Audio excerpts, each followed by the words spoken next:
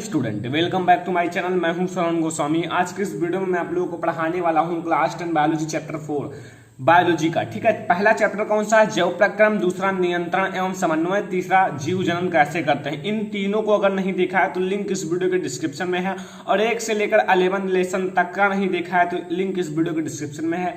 ठीक है, chemistry, physics सब कुछ। तो आज हम लोग पढ़ेंगे क्लास 10 बायोलॉजी चैप्टर 4 आनुवांशिकता एवं जैव विकास। पूरा अध्याय एक ही वीडियो में रहेगा, आप लोगों को दूसरी वीडियो देखने की जरूरत नहीं है। पूरा अध्याय एक ही वीडियो में आप लोगों को दिया जाएगा।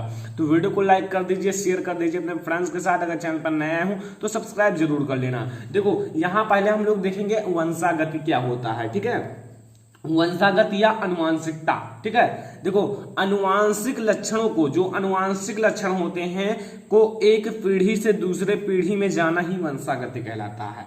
अनुवांशिक लक्षण जो होते हैं, जैसे माता पिता में जो अनुवांशिक लक्षण है, जब वो बेटे में पहुंच जाता है तो वही आपका अनुवंशागति कहलाता है। अनुवांशिक लक्षणों को एक पीढ़ी से दूसरे पीढ़ी तक जाना ही वंशागति कहलाता है। ठीक है, यहां तो आपको ये टॉपिक तो समझ में आ ही गया होगा, वंशागति क्या होता है, नोट कर लो। ठीक है, विभिन्नता देखो, अगर वंशागति है तो इसमें विभिन्नता भी होती है। जैसे जीवधारियों के बीच पाए जाने वाले अंतर को ही विभिन्नता कहते हैं। देखो जीवधारियों में जो पाया जाता है अंतर, उसी को विभिन्नता कहा जाता है।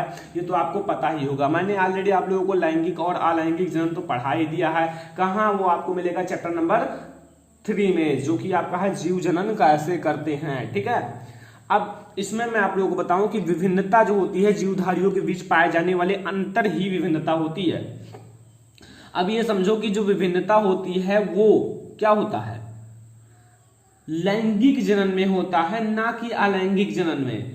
देखो विभिन्नता जो होती है वो लैंगिक जनन में होता है, क्योंकि देखो लैंगिक जनन क्या होता है, दो अलग जनक से बना जो संतान होता है वही लैंगिक जनन होता है, और अलैंगिक जनन में वही संतान फिर उत्पन्न हो जाता है उसी तरह का। अब देखो ये जो होता है स्टूडेंट, ये लैंगिक जनन में होता है क्या, विभिन्नता, और अलैंगिक जनन में नहीं होता, क्योंकि वही डीएनए फिर से जाएगा अलैंगिक जनन में। एक अमीबा है, फिर वही उसी तरह सेम दो और बन जाएंगे, तो कोई दिक्कत नहीं है, उसमें नहीं होता है विभिन्नता। और इसमें कैसा होता है, जैसे नर है, नर, इसमें 2 विपरीत जनकों की आवश्यकता होती है। डीएनए, नर का डीएनए, ठीक है। अब देखो यहां मादा है, मादा का भी डीएनए होता है। ठीक है, मादा का भी डीएनए ले लो। अब देखो इससे नर से जो होगा नर युग्मक बनेगा। क्या बनेगा? नर युग्मक। और इससे मादा युग्मक, मादा युग्मक। ठीक है, मादा युग्मक। और जब ये दोनों फर्टिलाइजेशन करेंगे तो क्या बनेगा? युग्मनज, युग्मनज। अब देखो इसका जो डीएनए होगा वो तो कुछ अलग ही होगा। इसका डीएनए अलग क्यों होगा? क्योंकि ये नर और मादा का 2 डीएनए मिलकर एक डीएनए अलग बनाता है, तो इसलिए ये थोड़ी विभिन्नता आएगी। तो इसका जो डीएनए होगा अलग होगा, इसलिए इसमें विभिन्नता होती है। इसका डीएनए क्या होगा? अलग होगा। ठीक है, इसलिए इसमें विभिन्नता होती है। ठीक है, लैंगिक जनन में। अगला टॉपिक है स्टूडेंट अनुवांशिकी। अनुवांशिकी क्या होता है? देखो जो मतलब देखो अनुवांशिकी जो होता है वंशागति एवं विभिन्नता का अध्ययन ही अनुवांशिकी कहलाता है, जिसके अंतर्गत हम लोग वंशागति एवं विभिन्नता दोनों की अध्ययन करते हैं, वही वंशागति अनुवांशिकी कहलाता है। ठीक है, तो यहां तक आपको समझ में आया। पहला टॉपिक वंशागति क्या होता है, क्या होता है? अनुवांशिक लक्षणों को एक पीढ़ी से दूसरे पीढ़ी तक पहुंचाना ही वंशागति कहलाता है। फिर विभिन्नता, जीवधारियों में पाए जाने वाले अंतर को विभिन्नता कहते हैं। विभिन्नता लैंगिक जनन में होता है, अलैंगिक जनन में नहीं होता है, ये आप लोग दिखा सकते हो। और फिर वंशागति आपका अनुवांशिकी आता है, वंशागत एवं विभिन्नता का अध्ययन ही अनुवांशिकी कहलाता है। ठीक है, यहां तक आपको समझ में आना चाहिए। अब हम लोग आगे देखेंगे। अब स्टूडेंट एक मेन पॉइंट आता है जो कि बोर्ड एग्जाम में इससे एक ना एक क्वेश्चन पूछे जाते हैं। ठीक है, तो आप लोग ध्यान से देखना। देखो अनुवांशिकी है, अनुवांशिकी का जनक कौन है? ठीक है, और जो जनक है उनका जन्म कब हुआ था, और कहाँ के रहने वाले हैं, उन्होंने किस पौधे पर प्रयोग किया था, और कितना वर्ष प्रयोग किया था, ये सब बताना है। आज मैं आप लोगों को बताऊंगा। ठीक है, यहां समझ लो। देखो जनक जो है अनुवांशिकी के, उन्हें कहते हैं ग्रेगर जॉन मेंडल। क्या कहते हैं? Gregor John Mendel. पहला टॉपिक, इनके जनक हैं ग्रेगर जॉन मेंडल। अगर इनकी जो जन्म की बात करें तो उनकी जन्म हुआ था ग्रेगर जॉन मेंडल जी का 22 जुलाई सन 1822 ईस्वी में। कहाँ हुआ था ये भी समझ लो, जर्मनी के सिलिसिया नामक ग्राम में, सिलिसिया गांव में, यह ग्राम, ठीक है में। अगला टॉपिक आता है प्रयोग किस पर किया था। तो प्रयोग आपको पता होगा मेंडल ने मटर के पौधे पर किया था और इन्होंने इनके 7 लक्षण बताए थे। वो क्या बताए थे वो मैं आप लोगों को बताऊंगा। इनके जो हैं वैज्ञानिक नाम है पायसम सटाइवम, और इन्होंने इन पौधे पर प्रयोग कितने वर्ष किया था, कुल मिलाकर 7 वर्ष तक इन पौधे पर प्रयोग किया था, तब ये सफल हुए थे। ठीक है, तो यहां आपको समझ में आया आनुवांशिकी के जनक कौन है, ग्रेगर जॉन मेंडल। उनका जन्म कब हुआ था, 22 जुलाई सन 1822 ईस्वी में, और ये कहाँ के हैं, ये हैं जर्मनी के सिलिसिया नामक ग्राम से। ठीक है, और कितना वर्ष अपना प्रयोग किए थे, 7 वर्षों तक। ठीक है, यहां तक आपको आना चाहिए। तो ये तो था आपका बेसिक।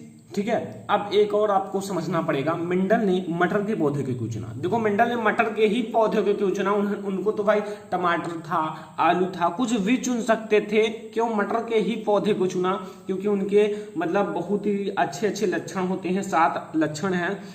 तो वो मैं आप लोगों को अभी आगे बताऊंगा, लेकिन यहां आपको बताऊंगा कि मेंडल ने मटर के ही पौधे को क्यों चुना। फर्स्ट, मटर जो होता है 1 वर्षीय पौधा होता है। मटर जो होता है 1 वर्षीय पौधा होता है, क्योंकि ये 1 वर्षीय पौधा है, इसलिए मेंडल ने इसे चुना। सेकंड, मटर को बगीचे में आसानी से उगाया जा सकता है। मटर को बगीचे में भी आसानी से उगाया जा सकता है, खेतों में तो उगाया ही जाता है, लेकिन बगीचे में भी आसानी से इसे उगाया जा सकता है। इसमें विपर्यासी रूप उपस्थित होते हैं, इसमें विपर्यासी रूप उपस्थित होते हैं। जैसे आप लोग समझ लो, यहाँ जैसे स्टूडेंट अगर कोई चीज लंबा है, लंबा, तो उसका बौना भी होगा। इसका ये क्या है, विपर्यासी लक्षण। ये अगर इसे आप लोग कह सकते हो प्रभावी, इसे अप्रभावी लक्षण। ठीक है, तो यहाँ आपको समझ में आना चाहिए। ठीक है, इसमें विपर्यासी रूप भी उपस्थित होते हैं, तो यहाँ आपको ये आया। अगला, मटर का पौधा उभयलिंगी होता है। मटर का पौधा उभयलिंगी होता है। ठीक है, ये जो होता है, अगर आपसे कोई पूछे मटर का पौधा किस लिंगी होता है, तो आपको बताना है मटर का पौधा उभयलिंगी होता है। अगला, मटर में स्वपरागण होता है। ये इंपॉर्टेंट है, क्योंकि अभी मैं आप लोगों को स्वपरागण मटर में कराने वाला हूं। तो मटर जो होता है उसमें स्वपरागण होता है। ठीक है, स्वपरागण। अगला, मटर का पौधा एक पीढ़ी में अनेक बीज उत्पन्न करता है। ये तो आपको पता होगा। अगर मटर देखेंगे तो मटर में देखो कितने फली लगे होते हैं, फली में के अंदर कितने बीज होते हैं। तो इसलिए मटर का पौधा जो होता है वो एक पीढ़ी में अनेक बीज उत्पन्न करते हैं। ये जा है स्टूडेंट, ठीक है, बीज उत्पन्न करते हैं। तो थोड़ा आप लोगों को याद रखना है, कुछ है नहीं। अगर मटर के बारे में जानते होंगे तो ये सब याद होगा। क्यों, आपको ये तो पता ही कि मटर का पौधा एक पीढ़ी में अनेक बीज उत्पन्न करता है, मटर में स्वपरागण होता है। ये तो आप लोग पढ़ोगे पूरा पाठ तो वैसे ही याद हो जाएगा। मटर का पौधा उभयलिंगी होता है, मटर 1 वर्षीय होता है, मटर को बगीचे में आसानी से उगाया जा सकता है, इसमें विपर्यासी रूप भी उपस्थित होते हैं। तो ये था मेंडल ने मटर के पौधे को क्यों चुना, क्योंकि उसमें ये लक्षण पाए जाते हैं। ठीक है, ये आप लोग नोट कर लेना। अब हम लोग आगे देखेंगे स्टूडेंट, अब हम लोग देखेंगे मेंडल ने 7 लक्षण वाले पौधे को चुना। मतलब इनके जो 7 लक्षण हैं, किसके, मटर के।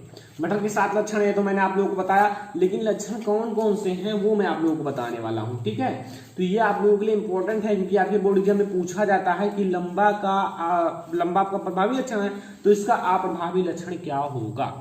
तो आप लोगों को मैं ध्यान से बताता हूं, लेकिन ध्यान से याद भी रखना। ठीक है, देखो पहला लक्षण है, लक्षण में जैसे मैं ले लेता हूं लंबाई।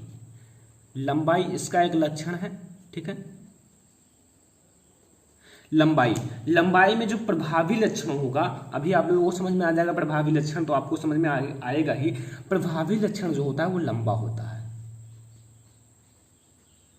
प्रभावी लक्षण क्या होता है, लंबा, जबकि इसका अप्रभावी लक्षण जो होगा वो बौना होगा। इसका विपरीत क्या होता है, बौना। ठीक है, तो ये याद रखना। अगला देखो, अगला है बीज का आकार। अगर मैं बीज की आकार की बात करूं, जो बीज होता है उसका आकार, सीड। ठीक है, ये इसका दूसरा लक्षण है। ठीक है, 7 लक्षण ऐसे देखेंगे, आप लोग काउंट करते रहना। देखो अगर ये बीज का आकार गोल होगा तब तो वो होगा आपका प्रभावी लक्षण, लेकिन अगर झुर्रीदार होगा तो वो आपका होगा अप्रभावी लक्षण, झुर्रीदार। ठीक है, तो ये आपका दूसरा है, बीज का आकार अगर गोल है तो वो प्रभावी है, अगर झुर्रीदार है तो वो आपका अप्रभावी है।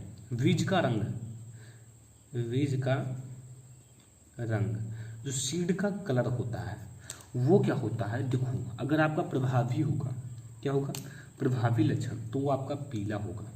किस कलर का होगा, येलो कलर का। अगर ये आपका अप्रभावी होगा तब ये आपका हरा होगा।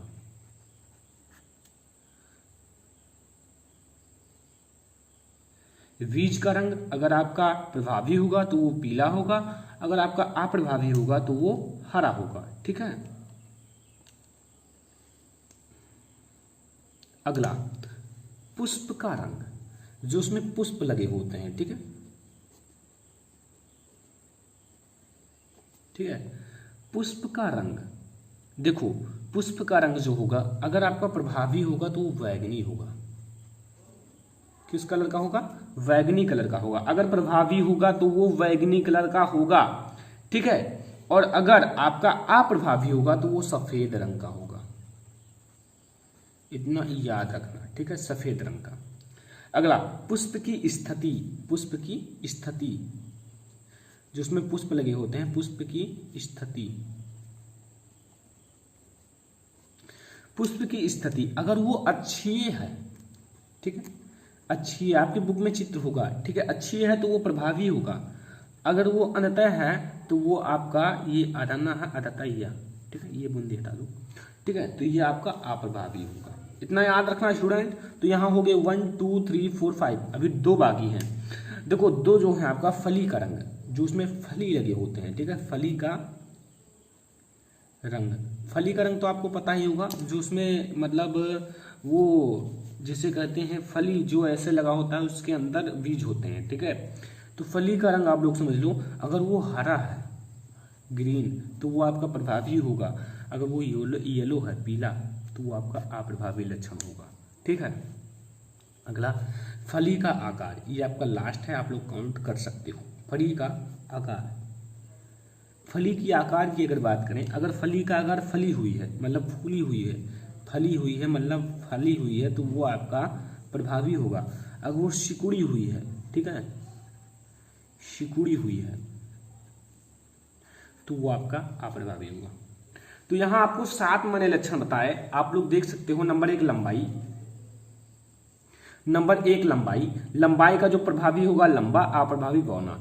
बीज का आकार गोल होगा तो वो प्रभावी होगा, झुर्रीदार होगा तो अप्रभावी होगा। ठीक है, बीज का रंग पीला होगा तो वो प्रभावी, हरा होगा तो अप्रभावी। ठीक है, पुष्प का रंग बैंगनी होगा तो प्रभावी, सफेद होगा तो अप्रभावी। और पुष्प की स्थिति अगर अच्छी है तो वो आपका प्रभावी होगा, अनतः है तो वो आपका अप्रभावी होगा। फली का रंग अगर जो हरा है तो वो प्रभावी है, और पीला है तो अप्रभावी है। अगर फली का आकार आपका फली हुई है तो वो आपका प्रभावी होगा, अगर सिकुड़ी हुई है तो वो आपका अप्रभावी होगा। 1 2 3 4 5 6 7। ठीक है, 7 लक्षण हैं, और 7 लक्षण को आप लोगों को याद कर लेना चाहिए। ठीक है, इसको आप लोग 2-3 बार देखो, याद हो जाएगा। ठीक है, तो यहां मेंडल ने जो 7 लक्षण दिए थे वो यही हैं। ठीक है, अब आता है स्टूडेंट मेंडल का नियम। ठीक है, मेंडल का जो वंशागति का 3 नियम है या आनुवंशिकता का 3 नियम है। कौन कौन सा नियम है ये मैं आप लोगों को बताऊंगा, लेकिन मेंडल का तीनों नियम बहुत ज्यादा इंपॉर्टेंट है, आपके लॉन्ग क्वेश्चन में कई बार आए हैं। अगर आप लोग देखो, ठीक है, तो बहुत बार पूछे गए हैं, तो ध्यान से देखना है। ठीक है, तो देखो मेंडल ने कितने नियम दिए थे, अपना 3 नियम दिए थे। कौन कौन सा ये तो आपको पता ही होगा, मैं बताता हूं, अगर नहीं पता हो तो। यहाँ नंबर 1 नियम, नंबर 2 नियम, नंबर 3 नियम। नंबर 1 जो था मेंडल का, वो था प्रभाविता का नियम। कौन सा नियम था, प्रभाविता का नियम। और सब बहुत ज्यादा इजी हैं, एक बार में आपको समझ में आ जाएगा, फिर आपको दोबारा नहीं देखना पड़ेगा, तुरंत समझ में आ जाएगा। ठीक है, पृथक्करण का नियम, थोड़ा आप लोग ध्यान से देखिए बस। ठीक है, केवल इसी पर फोकस होना चाहिए इस समय। पृथक्करण का नियम, ये लेसन बहुत ही ज्यादा इंपॉर्टेंट है, अब यहां आता है स्वतंत्र अपव्यवहान का नियम, स्वतंत्र अपव्यवहान का नियम। यहां क्या है, तीसरा है स्वतंत्र अपव्यवहान का नियम। तो इन्होंने 3 नियम दिया था। नंबर 1 प्रभाविता का नियम, नंबर 2 पृथक्करण का नियम, नंबर 3 स्वतंत्र अपव्यवहान का नियम। अब हम लोग एक एक नियम को स्टेप बाय स्टेप देखेंगे, ठीक है। तो कोई हार नहीं है, अभी आप लोगों को संकरण भी समझ में आ जाएगा इसका। देखो पहला जो है मेंडल का पहला नियम प्रभाविता का नियम। प्रभाविता का नियम क्या है, देखो प्रभाविता मतलब होता है प्रभावी लक्षण। देखो प्रभाविता मतलब प्रभावी लक्षण का प्रदर्शित होना, प्रभाविता, ठीक है। तो प्रभावी लक्षण, इससे आपको समझ में आना चाहिए कि प्रभावी लक्षण इतना याद होना चाहिए। तो देखो जब प्रभावी लक्षण का जीन तथा अप्रभावी लक्षण के जीन दोनों साथ में उपस्थित हों, मतलब अगर प्रभावी लक्षण का जीन है और अप्रभावी लक्षण का जीन है, दोनों साथ में उपस्थित हों, दोनों मतलब साथ में उपस्थित हों, तो प्रभावी लक्षण वाला अपना लक्षण प्रदर्शित करता है। जो प्रभावी लक्षण वाला जीन है वो अपना लक्षण प्रदर्शित करता है, लेकिन अप्रभावी नहीं। अप्रभावी लक्षण वाला अपना लक्षण प्रदर्शित नहीं करता है। क्यों? क्योंकि यही आप लोगों को पता चल जाएगा। जब प्रभावी लक्षण का जीन तथा अप्रभावी लक्षण के जीन दोनों साथ में उपस्थित हों तो प्रभावी लक्षण वाला अपना लक्षण प्रदर्शित करता है और अप्रभावी वाला नहीं। इतना याद कर लो, ठीक है। अब इसका हम लोग संकरण कराएंगे तब आप लोगों को समझ में आएगा, ठीक है। संकरण कैसे कराएंगे, यहां आप लोग ध्यान से देखिए संकरण कैसे कराना है। देखो एक लूंगा मैं प्रभावी लक्षण, प्रभावी और अप्रभावी पता होगा लंबा कौन सा है, प्रभावी है या अप्रभावी, अभी मैंने आप लोगों को आगे बताया है। तो आपका प्रभावी लक्षण और बौना अप्रभावी। देखो लंबा को मैं लूंगा, ठीक है, लंबे को हम लोग कैपिटल टी से डिनोट करते हैं। और अगर अप्रभावी लोगे तो इसी का स्मॉल लेटर लेना है, ठीक है, ये याद रखना। अब देखो ये आपका लंबा पौधा है, ये आपका बौना पौधा है। मैं बगल में लिख देता हूं, ये आपका लंबा है, ये बौना है, ठीक है। जब इसका संकरण कराया जाता है तो एक एक जीन आते हैं और क्या बनाते हैं, एक देखो यहां। और ये याद रखना प्रभावी लक्षण वाला को ही हम लोग आगे लिखते हैं। जैसे इसका कैपिटल टी एक आया और स्मॉल टी एक आया, तो ये आपका एक आया तो कैपिटल टी और स्मॉल टी बन गया। तो ये आपका आगे जो है वही अपना लक्षण प्रदर्शित करता है। तो आगे क्या है, कैपिटल टी, और कैपिटल टी का अर्थ है लंबा और लंबा का अर्थ है प्रभावी लक्षण। तो इसका अर्थ क्या हुआ, जब हम इनके मतलब प्रभावी यानी कि लंबे और बौने पौधे के बीच संकरण कराते हैं तो लंबा वाला पौधा अपना लक्षण प्रदर्शित करता है। लंबा पौधा क्या है, प्रभावी लक्षण। तो इसलिए हम लोग कह सकते हैं जब प्रभावी लक्षण का जीन तथा अप्रभावी लक्षण का जीन साथ में उपस्थित हो तो प्रभावी लक्षण वाला जीन अपना लक्षण प्रदर्शित करता है और अप्रभावी वाला नहीं। तो यहां ये समझ में आया पहला प्रभाविता का नियम। तो स्टूडेंट अब मेंडल का दूसरा नियम, पहला नियम प्रभाविता का नियम खत्म हुआ। अब दूसरा नियम आता है पृथक्करण का नियम। पृथक्करण का अर्थ है टूटना, ठीक है। तो मतलब देखो कारक युग्मक बनते समय आधे आधे पृथक होकर युग्मक में चला जाता है, इसे पृथक्करण का नियम कहते हैं। जो कारक होता है, कारक मैं आप लोगों को बता देता हूं, जो कैपिटल टी तो मैंने लंबा लिया था और स्मॉल टी बौना लिया था, वो कारक है। और जो प्रभावी लक्षण अपना लक्षण प्रदर्शित किया था वो युग्मक है। अभी मैं आप लोगों को समझाता हूं, ठीक है। इस नियम में कारक युग्मक बनते समय आधे आधे पृथक होकर युग्मक में चला जाता है, इसे पृथक्करण का नियम कहते हैं, ठीक है। जैसे देखो मैंने लिया, यहां देखो मैंने लिया लंबा पौधा, लंबा लिया और इधर बौना लिया, दोनों पौधे लिए मतलब लंबा और बौना। लंबे को हम लोग कैपिटल टी से डिनोट करते हैं और इसे स्मॉल टी से, ठीक है। कैपिटल टी और स्मॉल टी इससे स्टूडेंट,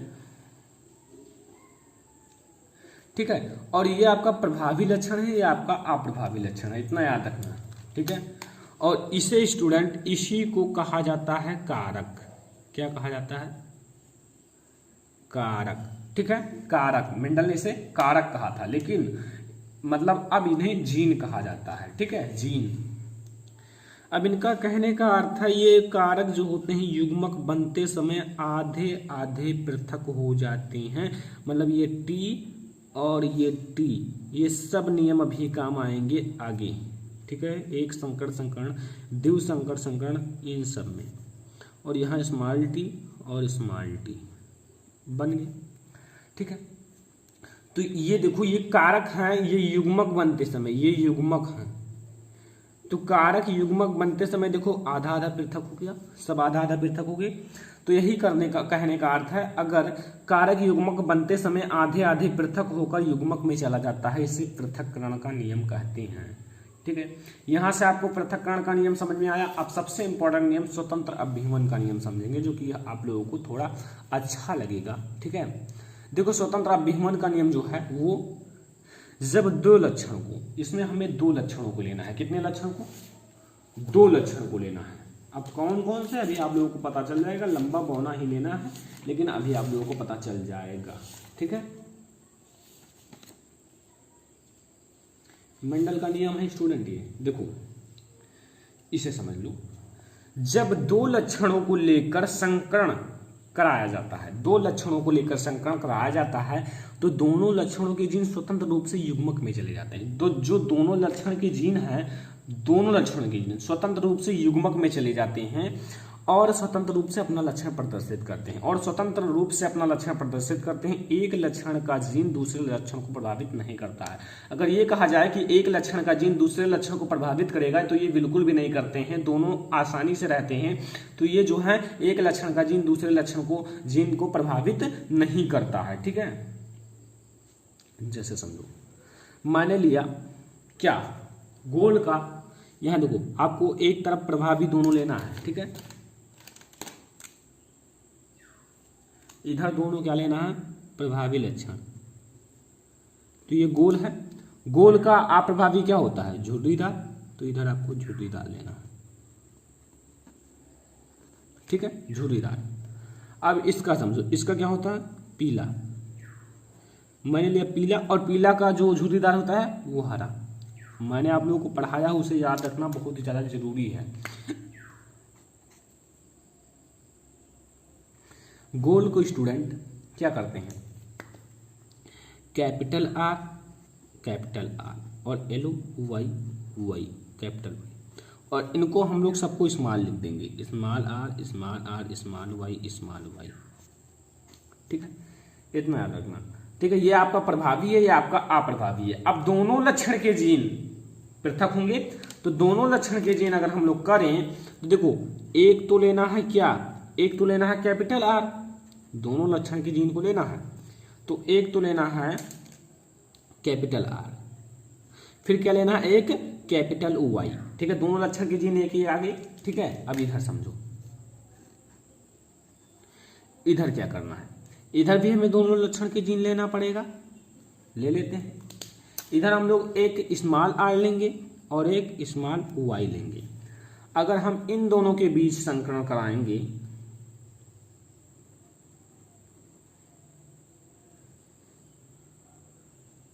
ठीक है, तो यहां हमें क्या मिलेगा, कैपिटल आर ये, और small R capital Y small Y.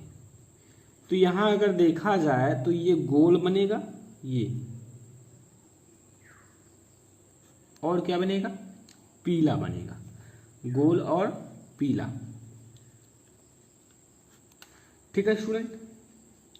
ये जो बनेगा वो गोल और पीला बनेगा, इतना याद रखना स्टूडेंट। तो यहां भी आपका प्रभावी लक्षण ही काम किया, ठीक है।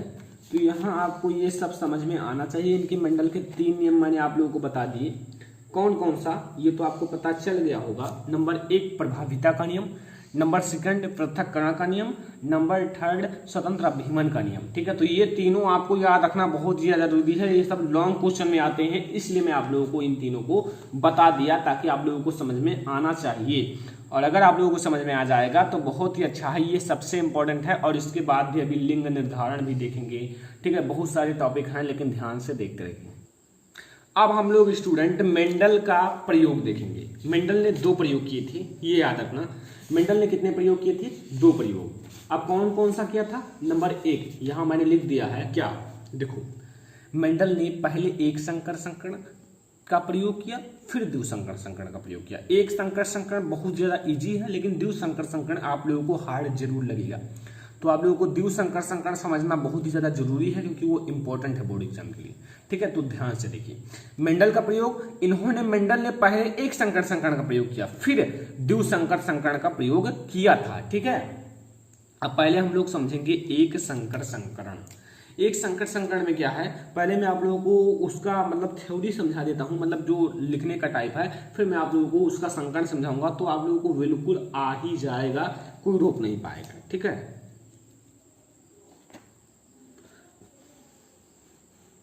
देखो मेंडल ने कहा क्या था, एक संकर संकरण के अंतर्गत क्या कहा था। जब मेंडल ने मटर के लंबे तथा बौने पौधे के बीच संकरण कराया, जब मेंडल ने लंबे तथा बौने पौधे के बीच संकरण कराया, यानी कि प्रभावी लंबा है तथा अप्रभावी बौना, यानी कि प्रभावी तथा अप्रभावी पौधे के बीच संकरण कराया, तो F1 पीढ़ी में सभी पौधा लंबा ही उगता है। अगर हम F1 पीढ़ी की बात करें, F1, तो उसमें सभी पौधा लंबा ही होता है। लेकिन जब F1 पीढ़ी का जब स्वपरागण कराते हैं, मैंने बताया था मेंडल के 7 लक्षण में कि मटर के पौधे का हम लोग स्वपरागण भी करा सकते हैं। तो F1 पीढ़ी का स्वपरागण कराया जाता है तो 3 पौधे लंबे तथा 1 पौधा बौना भी प्राप्त होता है। अगर हम जब सभी पौधे लंबे प्राप्त हुए तो हम इनका स्वपरागण करा दें तो 3 पौधे लंबे तथा 1 पौधा बौना प्राप्त होता है। इसे एक संकर संकरण कहते हैं। ठीक है, एक संकर संकरण कहते हैं। पहले आप लोग इसको अपने माइंड से हटा लो। ठीक है, इसको ऐसे ही रहने दो, मैं आप लोगों को चित्र से समझाऊंगा तब समझ में आएगा। देखो स्टूडेंट, एक संकर संकरण में करना क्या है, पहले हम लोग लेंगे लंबा, ठीक है, फिर बौना।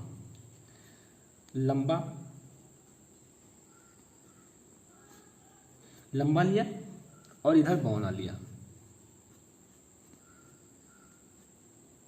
ठीक है, लंबा और बौना।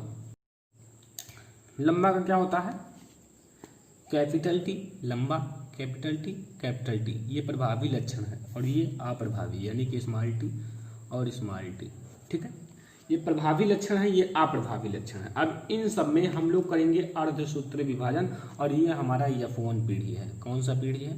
F1 पीढ़ी। ठीक है, अभी हम लोग इसका स्वपरागण आगे कराएंगे। ये F1 पीढ़ी है। ठीक है, अब देखो क्या करना है। अब हम लोग इसमें जो मेंडल ने दूसरा नियम था पृथक्करण का नियम लागू करेंगे, और करेंगे क्या, इसमें अर्धसूत्र विभाजन करेंगे। तो यहां हम लोग ऐसे एक लाइन खींचेंगे दोनों तरफ, और जो इनके दोनों जीन है नहीं, इन्हें हम लोग अलग कर लेंगे। ठीक है,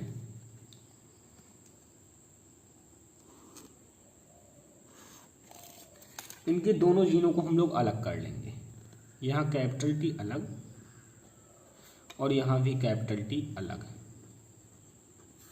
और यहाँ स्मॉल टी अलग और यहाँ भी स्मॉल टी अलग। यहाँ हुआ का अर्धसूत्री विभाजन। ठीक है, अर्धसूत्री हुआ।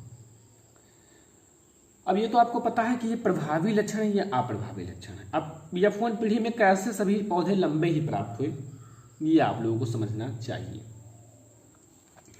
देखो संकरण कैसे कराया जाता है। इसका संकरण आप लोग पहले एक बार इससे कराओ। ठीक है, एक बार आप लोग इसका संकरण इससे कराओ। देखो ध्यान से देखना। ठीक है, बोर्ड एग्जाम में स्केल का जरूर प्रयोग करना, क्योंकि गलत भी हो सकता है। ये एक बार इससे कराए, अब एक बार आप लोग इससे कराओ। यहां मैं ब्लैक का यूज कर लेता हूं ताकि स्पष्ट रहे। ठीक है, दोनों से कराना है। ठीक है, एक बार इससे और एक बार इस वाले से। और ये याद रखना कि हम लोग प्रभावी लक्षण को हमेशा आगे लिखते हैं। एक बार इससे हो गया, अब इसका हम लोग कराते हैं।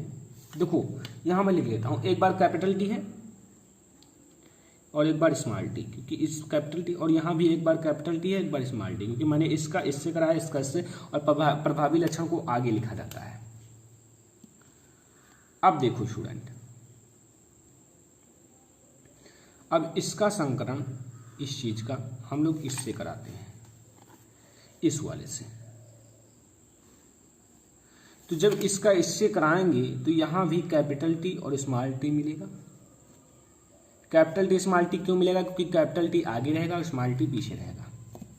अब एक बार हम लोग इसका इससे कराएंगे, मतलब हमारा समझे, कुछ तो आप लोगों को समझ में आया ही होगा, क्योंकि इजी वे से मैंने समझाने का प्रैक्टिस किया है। देखो एक बार मैंने इसका संकरण दोनों से कराओ, इसका संकरण दोनों से कराओ। देखो एक बार मैंने इसको इससे मिलाया तो ये कैपिटल टी स्मॉल टी मिला, फिर मैंने एक बार इसको इससे मिलाया तो ये कैपिटल टी स्मॉल टी, फिर मैंने इस बार इसको मिलाया कैपिटल टी स्मॉल टी, फिर यहाँ कैपिटल टी स्मॉल टी। ये F1 पीढ़ी है, ठीक है। और ये आपको पता है, अगर आपके मतलब ये सब आगे कैपिटल टी लिखे हुए हैं तो ये सब क्या है? लंबे पौधे हैं। क्या है ये सब? ये भी लंबा है, आगे कैपिटल टी लिखा हुआ है, ये भी लंबा है और ये भी लंबा ही है और ये भी लंबा ही है। तो अब आप लोगों को कुछ तो वो ऊपर वाला समझ में आ रहा होगा क्या? देखो कह रहा है, जब मेंडल ने मटर के पौधे लंबे तथा बौने पौधे के बीच संकरण कराया तो F1 पीढ़ी में सभी लंबा पौधा ही मिला। तो सभी F1 पीढ़ी में लंबे पौधे मिले। अभी F1 पीढ़ी हुआ है, ठीक है। अभी हमें F2 पीढ़ी यानी कि स्वपरागण नहीं कराया है, अभी F2 पीढ़ी बाकी है स्टूडेंट, ठीक है। अब हम F2 पीढ़ी कैसे कराएंगे समझो। अब हम लोग F2 पीढ़ी का स्वपरागण कराते हैं। क्या कराते हैं? यहां समझ लो, F2 पीढ़ी, F2 पीढ़ी का F1 पीढ़ी का स्वपरागण, और स्वपरागण कराएंगे तब हमें F2 पीढ़ी मिलेगा, ठीक है। अब इसका हम लोग स्वपरागण कैसे कराएंगे वो आप लोग ध्यान से समझो। देखो अगर मैं बात करूं तो इसमें भी आपको अगर स्वपरागण की बात किया जाए तो इसमें से हमें दो को लेना है, कैपिटल टी स्मॉल टी, इसमें से दो को लीजिए, चाहे जिसको, सब लंबे ही हैं तो दो को ले लो, capital T small T, capital T small T, ठीक है। यहां मैंने लिया कैपिटल टी स्मॉल टी और कैपिटल टी स्मॉल टी, ठीक है। फिर यहां हम लोग इनकी युग्मक को जो है ना अलग कर लेते हैं। इसको मैंने समझाने के लिए आप लोगों को बताया था, युग्मक को हम लोग यहाँ अलग कर लेते हैं। कैपिटल टी स्मॉल टी अलग अलग कर लेते हैं, स्मॉल टी, और यहाँ भी यही होगा, कैपिटल टी, सॉरी ये कैपिटल टी है और ये स्मॉल टी, ठीक है। Capital T small T, capital T small T. अब हम लोग एक बार इसका इससे कराएंगे, एक बार इसका इससे कराएंगे, ठीक है। समझो एक बार आपको संकरण इसका, एक बार इसका संकरण आप लोगों को इससे कराना है, इस वाले जीन से, ठीक है। तो यहां मैं इसका इससे करा दिया, ठीक है। समझो, ध्यान से समझना स्टूडेंट, क्योंकि आप लोगों को समझना ही पड़ेगा, ठीक है। अब यहां मैं एक बार इसका संकरण इससे करा देता हूं, इस वाले से, स्मॉल टी से। और ये याद रखना स्टूडेंट, ये बहुत सारे बच्चे गलत कर देते हैं, हमेशा हम लोग प्रभावी लक्षणों को आगे ही लिखेंगे, इस स्मॉल टी को आगे नहीं लिखा जाता है, ठीक है। अब यहाँ हम लोग देखो, अब यहाँ मैं लिख देता हूँ ताकि आप लोग भ्रमित ना हो। यहाँ इसको मैंने इससे कराया तो यहाँ आपका कैपिटल टी प्राप्त हुआ, और यहाँ मैंने इसका इससे कराया तो एक तो कैपिटल होगा, एक स्मॉल होगा, ठीक है। अब यहाँ फिर से अभी हमारा बाकी है, यहाँ मैं इसका संकरण इससे कराता हूँ, इस चीज से, ठीक है। और यहाँ क्या होगा, एक स्मॉल टी एक कैपिटल टी, हमेशा प्रभावी को आगे, और जो कैपिटल टी वो प्रभावी है तो कैपिटल टी को आगे लिखो। अब यहाँ हम लोग इसका इससे करा लेते हैं, इसका इससे करा देते हैं।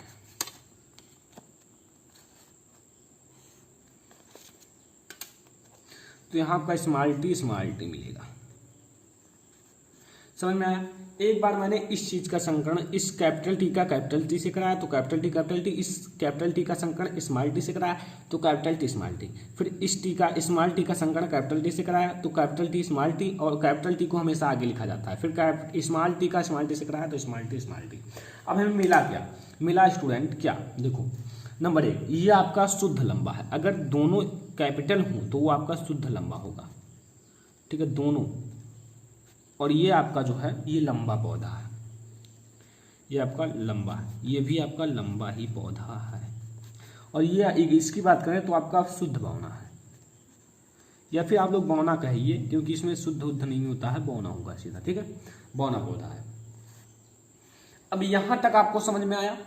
देखो जब हम लोग F1 पीढ़ी में कराया था संकरण तो सभी लंबे पौधे ही प्राप्त हुए थे, लेकिन अगर हम F2 पीढ़ी में संकरण उसका स्वपरागण कराते हैं तो इसमें क्या होता है, ये देखो ये F2 पीढ़ी है स्टूडेंट, तो इसमें 3 लंबे, इन सबको लंबाई कहा जाएगा, तथा एक बौना पौधा प्राप्त होता है। तो अब कहना कितना इजी है ना इसका डिफिनेशन, इजी लगेगा। आप देखो जब मेंडल ने मटर के लंबे तथा बौने पौधे के बीच संकरण कराया तो F1 पीढ़ी में सभी लंबा पौधा ही मिला, सभी पौधा यहाँ आप लोग देख सकते हो सभी पौधे लंबे ही मिले, यहाँ सब लंबा लंबा लंबा, ठीक है। लेकिन जब F1 पीढ़ी का स्वपरागण कराया, जब इस F1 पीढ़ी का स्वपरागण कराया तो 3 पौधे लंबे, इसमें 3 पौधे 1 2 3 पौधे लंबे तथा एक पौधा बौना भी होता है, इसमें एक पौधा जो है वो बौना भी होता है, एक संकर संकरण कहलाता है, इन्हें हम लोग एक संकर संकरण कहते हैं। तो यहाँ तो आपको समझ में आ गया होगा। अब इसका सबसे इंपॉर्टेंट जो चीज है वो आप लोग समझो, ठीक है। यहीं से हम लोग समझेंगे इसका लक्षण प्रारूप और जीन प्रारूप, यानी कि जीनोटाइप और फिनोटाइप। लक्षण प्रारूप को फिनोटाइप कहते हैं और जीन प्रारूप को जीनोटाइप कहते हैं। देखो अब हम लोग यहाँ समझेंगे लक्षण प्रारूप, इसे हम लोग कहते हैं फिनोटाइप, ठीक है। और यहाँ जीन प्रारूप, इन सबका अनुपात क्या होता है, जीन प्रारूप का अनुपात। एक बात बताओ, लक्षण का अर्थ होता है लक्षण, अभी मैंने आप लोगों को आगे बताया था लक्षण और उनका लक्षण जैसे लंबाई और गोल ये सब, ठीक है। तो लक्षण इसमें क्या है, कितने लक्षण हैं, 2 लक्षण हैं, कौन कौन से, लंबा और बौना। तो इसमें आपको लंबा और बौना लक्षण 2 ही है, तो कौन कौन सा लक्षण दिख रहा है, यहाँ कितने लंबे हैं 1 2 3, तो यहाँ आपको 3 लंबे दिखे, बौना कितना दिखा 1, तो यहाँ इसका 3:1 हो जाएगा, क्योंकि यहाँ आपको लक्षण देखकर बताना है। इसमें 3 लंबे पौधे हैं, आपको दिख रहा होगा 1 2 3, तो यहाँ 3:1, और इसका ये बौना है तो ये आपका 1 हो जाएगा। अब जीन, अगर की जीन की बात करें तो यहाँ जीन का अर्थ है कौन कौन से जीन सेम है। देखो कैपिटल टी कहीं है नहीं है तो 1 लिखो, स्मॉल टी है 2 है तो यहाँ 2 लिखो, फिर स्मॉल टी सॉरी यहाँ कैपिटल टी 1 है लेकिन कैपिटल टी स्मॉल टी 2 है, देखो 2 है तो इसलिए 2 लिखा, और यहाँ स्मॉल टी 1 है तो यहाँ मैंने 1 लिख दिया, ठीक है। तो ये हो गया स्टूडेंट एक संकर संकरण का जीनोटाइप और फिनोटाइप या लक्षण प्रारूप या जीन प्रारूप। और सबसे ज्यादा इसका पूछा जाता है द्विसंकर संकरण का, क्योंकि बहुत ज्यादा इंपॉर्टेंट है, ठीक है स्टूडेंट। तो ये आपका हो गया एक संकर संकरण। आई होप कि आप लोगों को समझ में आ ही गया होगा, क्योंकि बहुत ही ज्यादा इजी वे से समझाया है। तो अगर समझ में आ गया हो तो वीडियो को लाइक जरूर करना। अब हम लोग देखेंगे द्विसंकर संकरण। अब हमारा अगला आता है द्विसंकर संकरण। एक संकर संकरण समझ में आ गया होगा तो इसको भी समझना बहुत ही ज्यादा इजी है। देखो द्विसंकर संकरण में क्या होता है, जब 2 लक्षण, इधर देखो जब लिखा हुआ है, ठीक है, जब 2 लक्षणों को एक साथ लेकर संकरण कराया जाता है तो उसे द्विसंकर संकरण कहते हैं। जैसे मैंने आप लोगों को स्वतंत्र अभिगमन के नियम में समझाया था, 2 लक्षण को साथ में लिया जाता है। तो यहाँ जब हम लोग 2 लक्षणों को साथ में लेकर संकरण कराते हैं तो उसे क्या कहते हैं, 2 लक्षणों को साथ में संकरण कराया जाता है तो उसे द्विसंकर संकरण कहा जाता है, ठीक है। जैसे मैं 2 लक्षण लेता हूं, देखो 2 लक्षण आपको लेना है। अब देखो 2 लक्षण मैं लेता हूं। नंबर 1 देखो मैं लेता हूं बीज का आकार,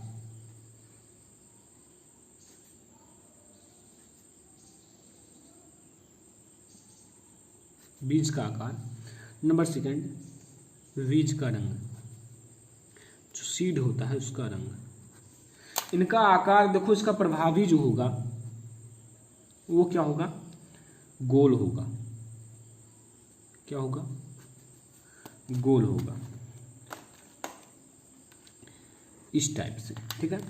और इसका अप्रभावी लक्षण जो होगा वो झुर्रीदार होगा।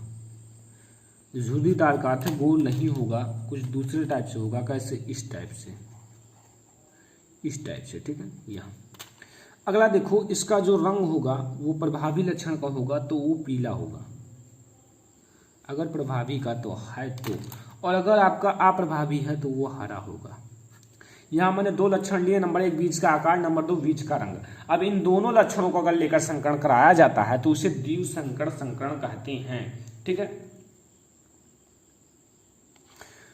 तो स्टूडेंट अब हम इनका संकरण कैसे कराएंगे? इनका संकरण देखो आप लोग समझो कैसे कराया जाता है। अभी पहले आप लोग वो रूल अप्लाई करो जो मैंने आप लोगों को किसमें बताया था, स्वतंत्र अभिमन के नियम में। गोल लेना है इधर, दोनों प्रभावी, और ये पीला, गोल और पीला, और इधर आपको लेना है झुर्रीदार और हरा,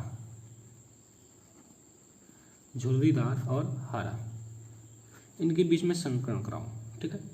इसका हम लोग कैपिटल आर, इसका कैपिटल वाई, और इसका स्मॉल आर, स्मॉल वाई, दोनों का बीच के संकरण कराते हैं तो इसमें से एक जीन तो आपका बाहर आ जाएगा ये, और इसमें से एक जीन ये,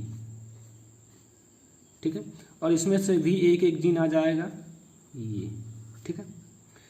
अब हम लोग जब इसका कराएंगे क्या, इनका संकरण, तो यहां मिलेगा क्या,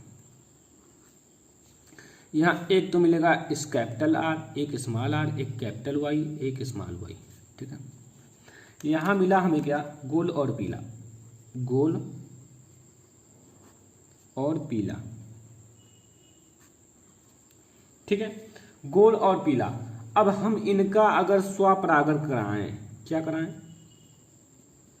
स्वपरागण। जैसे हम लोगों ने एक संकरण में जब हमें ऐसे मिला था उसमें कुछ दूसरे टाइप से मिला था, लेकिन उसमें हम लोग स्वपरागण कराए थे। अब इसमें भी हम लोग स्वपरागण कराएंगे। ये आपका है जनक और ये है युग्मक, ये आपका युग्मक, और इसमें हुआ क्या है, अर्धसूत्र विभाजन, ठीक है। और ये क्या है, F1 पीढ़ी है, F1 पीढ़ी, क्योंकि अभी हम लोग जब स्वपरागण कराएंगे तो वो F2 पीढ़ी होगा, ठीक है। लेकिन इसका स्वपरागण आप लोगों को थोड़ा हार्ड लगेगा, लेकिन आप लोग ध्यान से समझो।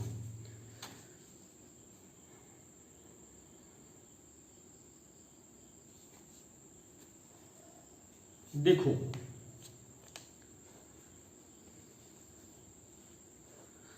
यहां मैं आप लोगों को समझाता हूं, नीचे इनका हम लोग स्वपरागण कराते हैं। स्वपरागण कराएंगे तो क्या होगा कि यहां आपको एक नर है, इसी को लेना है, ये capital R, capital Y, small Y, और एक समझ लो मादा है, capital R, small R, capital Y, small Y, ये मादा है, ये नर है, ठीक है। इन दोनों के बीच संकरण कराएंगे तो इसमें वही होगा, एक जीन आएंगे, ठीक है।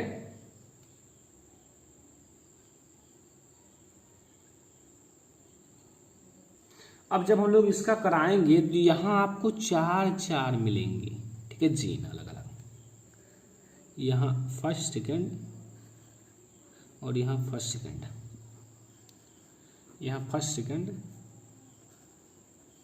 यहाँ फर्स्ट सेकेंड, ठीक है। यहाँ आपको ऐसे बना दो पहले, फिर आप लोगों को मैं समझाता हूँ।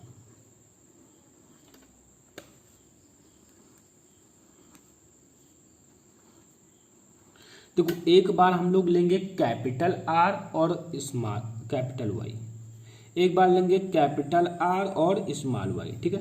अब बचा अब ये दोनों से हो गया, अब इनका होगा इन दोनों से, तो स्मॉल आर तो कैपिटल वाई एक बार, फिर इसका इससे होगा तो स्मॉल आर स्मॉल वाई, ठीक है। इसी प्रकार से सेम यही प्रोसेस इसमें भी होगा, capital R capital Y, capital Y small R, और यहाँ small R capital Y, small R small Y. अगर हम इनका संकलन कराएं तो ये एक बार इससे एक बार इससे एक बार इससे यानी कि 16 प्राप्त होंगे। तो इस प्रकार से मतलब संभव नहीं होता है, ठीक है, क्योंकि इस प्रकार से तो इसलिए मेंडल ने एक मतलब क्या दिया था, पुनेट स्क्वायर एक दिया था, पुनेट स्क्वायर के रूप में हम लोग इनका करेंगे। ये सब युग्मक हैं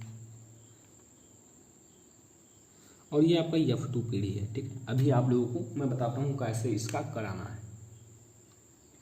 ऐसे ही आप लोग बना लो, इधर एक रहेगा ये और इधर 1 2 3 4 खाने रहेंगे, ठीक है। और अगर मिलाया जाए तो इनको छोड़कर 1 2 3 4 16 होने चाहिए, क्योंकि हम इनका संकलन कराएंगे तो 16 होंगे। ये आपका जो है ये वो मैंने इसमें अभी मैं आप लोगों को बताता हूँ क्या करना है। इधर आपको नर को लिखना है, इधर मादा को लिखना है। नर क्या था आप लोग जानते होंगे, नर मैंने 1 को माना है, मादा 1 को माना है। इस पोर्शन में हमें नर को लिखना है और इधर हमें मादा को लिखना है। इधर क्या करेंगे मादा, इधर नर, ठीक है। इस पोर्शन में नर में तो नर और मादा मैंने आप लोगों को बताया था, ये नर है ये मादा है। तो नर वाला आप लोग लिख लो, दोनों वैसे सेम ही हैं। तो इधर नर को लिख लो, ये आपको नर को लिखना है capital R capital Y, capital R small Y, small R capital Y, small R small Y, ठीक है। ठीक इसी प्रकार से इधर भी लिख लो, ऊपर लिखना, ठीक है। यहाँ आपका है एक बार कैपिटल आर स्मॉल वाई, सबके ऊपर लिखना खाने की, और यहाँ आपको लिखना है कैपिटल आर स्मॉल वाई, और यहाँ स्मॉल आर कैपिटल वाई, फिर यहाँ आपको लिखना है स्मॉल आर स्मॉल वाई।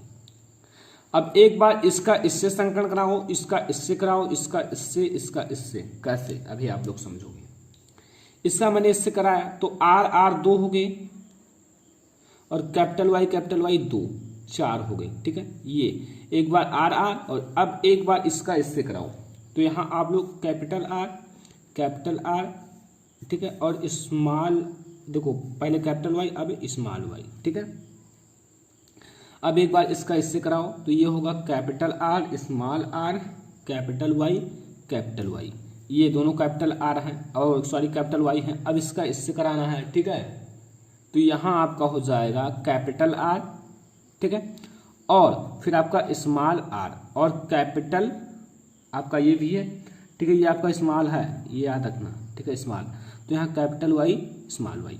तो ऐसे आप लोगों को सभी को कराना है। ऐसे आप लोग इसका कराओगे तो small R sorry capital R small capital Y small Y, फिर आपका कैपिटल आर स्मॉल वाई, फिर आपका capital R small R Y. ऐसे ही आप लोगों को मैं जल्दी से करा देता हूँ, ठीक है। ये स्मॉल वाई हो जाएगा। यहाँ आपका कैपिटल आर स्मॉल आर और फिर कैपिटल वाई, फिर आपका capital R capital Y small Y, फिर आपका संकलन होगा capital R sorry small R capital Y, ठीक है। फिर यहाँ अगर देखा जाए तो small R capital Y small Y आगे। इसका भी आप लोगों को जीनोटाइप फिनोटाइप भी ज्ञात करना पड़ेगा। यहाँ आप लोग देखो capital R capital Y small Y, देखो वही है ना, देखते रहना। कैपिटल आर स्मॉल वाई, फिर स्मॉल आर दोनों हैं, कैपिटल वाई स्मॉल वाई, फिर स्मॉल आर स्मॉल वाई, ठीक है। अब देखो ऐसे ही आप लोगों को इनका संकलन कराना है, ठीक है। संकलन ऐसे ही होगा। तो यहाँ आप लोगों को ये तो पोर्शन समझ में आ ही गया होगा, ठीक है। अब आप लोगों को सबसे हार्ड लगेगा इसमें जीनोटाइप और फिनोटाइप ज्ञात करना, ठीक है। इसका जो जीनोटाइप और फिनोटाइप ज्ञात करना। अब देखो पहले आप लोग समझ लो इसका क्या, इसमें आप लोगों को ये समझ में आया, ये आपको ऐसा संकलन कराना है, ठीक है। अब इसमें हम लोग देखेंगे लक्षण प्रारूप और जीन प्रारूप। इसके लक्षण आप लोग देख लो कैसे हैं। देखो इसमें लक्षण क्या है, देखो जैसे इसमें कैपिटल आर है तो ये आपका क्या होगा, गोल होगा, क्योंकि कैपिटल आर और कैपिटल वाई है तो ये पीला होगा। गोल पीला देखो कितने हैं, गोल है पीला है, ये भी गोल पीला क्योंकि ये आपका कैपिटल आर है। देखो मैं यहाँ काउंट कर लेता हूँ कैसे, ये आपका कैपिटल आर है और इस कैपिटल वाई है तो ये भी गोल पीला 2 हो गए, ये भी आपका गोल पीला 3 हो गया, ये भी गोल पीला 4 हो गया, ठीक है। ये भी आपका गोल पीला है 5, ये भी आपका नहीं है क्योंकि यहाँ एक स्मॉल वाई है, कैपिटल वाई नहीं है, तो आपका गोल हुआ है लेकिन पीला नहीं है, ठीक है। तो 1 2 3 4 5 हो गए, ठीक है। ये भी आपका गोल पीला है 6, आगे ये नहीं है, ये भी आपका गोल ही पीला है 7, ये भी आपका गोल पीला है 8, ठीक है। ये भी ये नहीं है, ठीक है। 1 2 3 4 5 6 7, ठीक है, 8 9। तो यहां आपको गोल और पीला का जो पोर्शन हुआ वो 9 मिला। कितना, अगर मैं इसके लक्षण प्रारूप की बात करूं, जो लक्षण देखकर बताया जा सकता है, तो लक्षण की अगर बात करूं, लक्षण प्रारूप, तो पहला अगर मैं यहां देखूं, पहले मैं यहां लिखता हूं गोल पीला, यहां ऊपर लिख लो गोल और पीला। गोल और पीला का जो होगा वो 9 होगा, ये आप लोग गिन सकते हो, काउंट कर सकते हो, ठीक है। अब आता है गोल और सफेद। गोल और सफेद कितने हैं, देखो गोल और सफेद का अर्थ है कि गोल का अर्थ है कैपिटल आर, ठीक है, सॉरी स्टूडेंट, गोल और सफेद नहीं, गोल और हरा होगा, इसमें सफेद नहीं है, हरा है, ठीक है। गोल और हरा, गोल और हरा की अगर बात किया जाए तो इसमें ये आपका देखो, गोल मतलब कैपिटल आर और हरा मतलब क्या होता है स्मॉल वाई। तो इसमें अगर देखा जाए तो कैपिटल आर और स्मॉल वाई, ठीक है। तो ये है एक कैपिटल आर और स्मॉल वाई, ठीक है। दूसरा आपका कहाँ है, ये है कैपिटल आर और स्मॉल वाई। तीसरा आपका कहाँ है, कैपिटल आर और स्मॉल वाई। तीसरा कहाँ है, तीसरा आपका कहाँ है, ये। तो यहां अगर मैं बात करूं तो इसका गोल और हरा, गोल और हरा, इसका रेशियो 3 हो जाएगा, ठीक है। अब आता है स्टूडेंट झुर्रीदार और पीला। झुर्रीदार और पीला यानी कि पीला और झुर्रीदार, यानी कि कैपिटल वाई और स्मॉल वाई, कैपिटल वाई और स्मॉल वाई। तो ये कितने हैं, कैपिटल वाई, कैपिटल आर और स्मॉल वाई, ठीक है, स्मॉल वाई। देखो वो कितने हैं, ये आपको ध्यान से गिनना पड़ेगा स्टूडेंट। तो वो भी आप लोग इसमें अगर गिनो तो वो कितने होंगे, देखो स्मॉल आर। तो यहां स्टूडेंट झुर्रीदार और पीला, तो आपका झुर्रीदार मतलब क्या होगा, झुर्रीदार मतलब कैपिटल सॉरी स्मॉल आर और पीला मतलब कैपिटल वाई।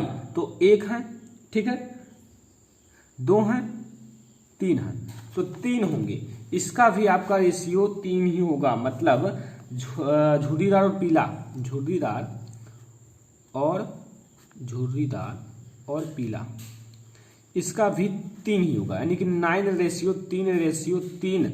अब ये आपका अकेला बचता है, यहाँ देख सकते हो, ऐसा कोई भी नहीं है कि स्मॉल आर स्मॉल वाई हो, कहीं नहीं है।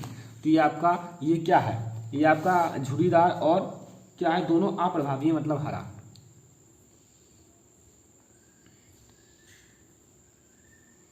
झुर्रीदार एंड हरा, ये आपका एक ही है, ठीक है। तो ये आपका है लक्षण प्रारूप का आपका ये क्या अनुपात। अब हम लोग जीन प्रारूप की बात करें तो इसमें जीन आपको देखना पड़ेगा। तो जीन आप लोग देख लेना कौन से एक टाइप के हैं, ठीक है, ठीक है। यहां आप लोग देख लो, इस टाइप से एक भी नहीं है, कैपिटल आर कैपिटल आर और कैपिटल वाई कहीं देखो है, ऐसा नहीं है। तो ये आपका 1 होगा, तो 1 अनुपात, ठीक है। अब ये देखो, ये capital R capital Y small Y, ऐसा देखो कहीं और है,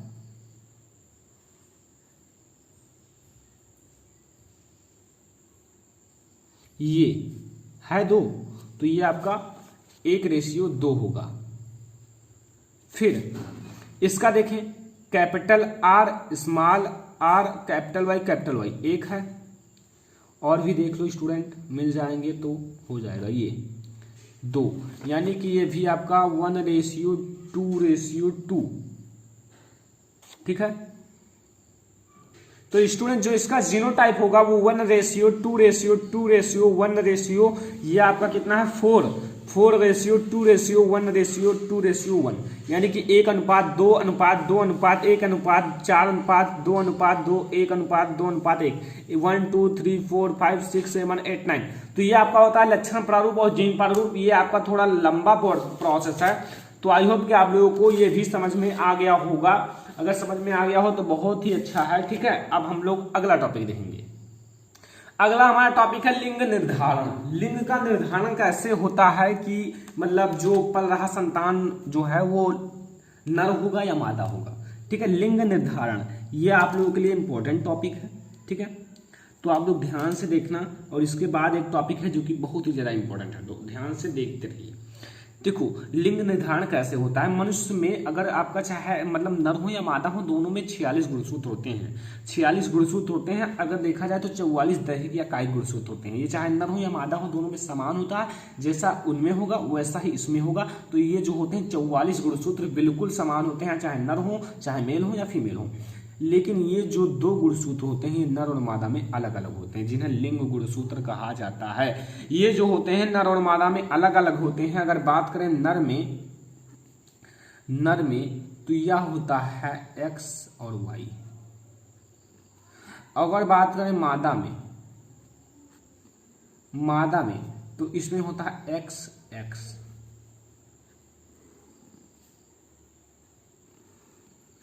ये होता है नर में XY, ये देख लो, और मादा में XX। तो ये जो गुणसूत्र होते हैं इन्हें लिंग गुणसूत्र कहा जाता है। ठीक है, अब गुणसूत्र द्वारा लिंग निर्धारण कैसे होगा। जो गुणसूत्र होते हैं, गुणसूत्र द्वारा लिंग निर्धारण मैं आप लोगों को इसे बहुत ही अच्छे से बताऊंगा। छोटा टॉपिक है। ठीक है, देखो ये एक्स गुणसूत्र, यहाँ XY लिख दो। पहले आपको नर लिखो, फिर मादा द्वारा नहीं, गुणसूत्र, ये आपके गुणसूत्र हैं नर और मादा का। ठीक है, गुणसूत्र द्वारा इधर लिखो लिंग निर्धारण।